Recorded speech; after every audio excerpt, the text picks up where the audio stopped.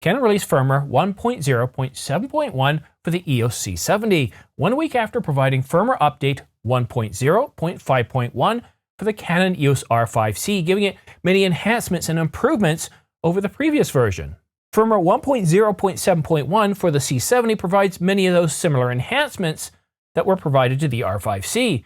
So what about the big firmware update promised for the Canon EOS R5? Well, stick around after this short break for all the details. But first, please do me a favor. Follow me on Twitter, but most importantly, please subscribe to this channel. It doesn't cost you anything and really does help this channel grow. But most importantly, it keeps you up to date on the latest camera news and rumors. Canon released firmware 1.0.1 for the EOS C70 today, a week after providing the firmware update, the big one, 1.0.5.1 for the Canon EOS R5C. And this new update for the C70 gives us many of the same enhancements, such as waveforms and vector scopes and autofocus improvements. But we will also address the big firmware update anticipated for the R5. But first, let's cover the C70. Firmware 1.0.7.1 enables the following features when you've got the CN E14 to 35mm T1.7 LS lens attached. The metadata, such as the model name and the focal distance of the lens attached, is displayed along with a T number. And it now supports peripheral illumination correction and chromatic lens aberration correction and provides support for dual pixel focus guide. It enhances clear scan resolution and it allows us to change the waveform meter size, a feature that the R5C recently got, and it also got the ability to change the vector scope gain using touch. We can also change the waveform meter and vector scope transparency, but most importantly, we get several autofocus improvements. It enables tracking frame to change the variability depending on the subject, and it enables the ability to detect heads facing sideways and backwards, or in situations such as when wearing a helmet. And lastly, it adds Select Subject, assignable function via the control ring or dial. So what about the big EOS R5 firmware update, the one that we've been promised and teased about for, well, how many months now? 3 months, 4 months? Well, Canon is going to be releasing a firmware update for the Canon EOS R5, but we don't have any new information. And I know there's more talk about the Canon EOS R1 and the R5 Mark II, leading many to believe that if these cameras are coming out relatively soon, that's it for the big firmware update. We're not getting anything, and I would just sort of say, relax, hold off a bit here. Let's go back to 2020 when the R5 was released. Since then, we've gotten some 12 firmware updates. 12 firmware updates for a camera for the R5, and that's huge. I can't think of any other Canon camera that's gotten this level of, well, attention.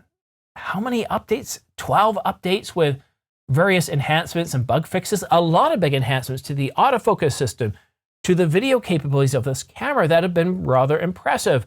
And for some people, the pixel shift update that we got last wasn't that big of a deal. 1.8.1, not many people were happy with that.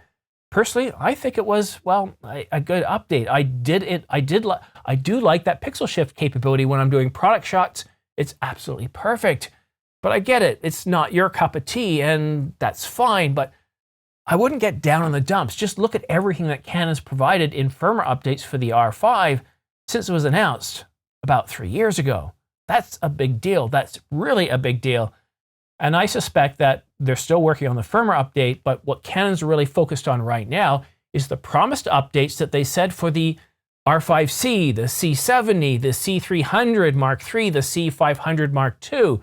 And we're still expecting some of those firmware updates to come out, but I would suspect sometime over the next month, we will definitely get a firmware update for the Canon EOS R5. The only question is this going to be the big firmware update that many of us are hoping for?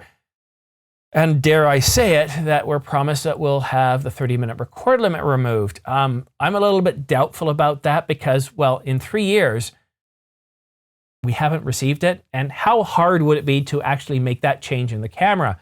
Certainly a lot easier than many of the autofocus improvements we've gotten or adding C-Log 3 and some other capabilities.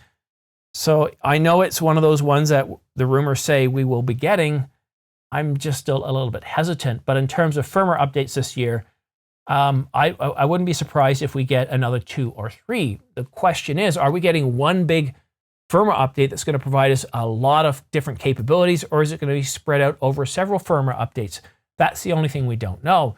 So if we've got a few more firmware updates coming out for the C300 Mark III or the C500 Mark II, then I would expect that the R5 is probably being worked on, and I wouldn't be surprised if it comes sometime before the end of this month or sometime in August. And I know I would like to see it come out soon too. Some of the capabilities such as pre-buffer shooting would be nice. That 30-minute record limit, getting that removed would be really, really nice. But we just have to... It's summer, things are slowing down. I don't know about where you work, but definitely where I work, a lot of people are on vacation. We just got through a big holiday, Independence Day in the United States and Canada Day up here in, well, Canada. So that slows things down. And usually in North America, when we hit July, because of those two holidays, it sets off vacationing. And even myself, I've got plans for August. I'm going to be off for 4 weeks, not the first week of August, but for the last 4 weeks of August. So I might do a little bit of traveling, but I'm suspecting things are going to start to get pretty busy here in the camera world. So I'd expect a lot more coverage coming out at that point. Right now, there isn't an awful lot coming out. I saw the news yesterday from Canon Rumors about the new battery. That's great. I'm sure SmallRig has done something really nice here. It's supposed to be able to last longer. It's got that charger on the battery itself, so you can charge it by USB-C.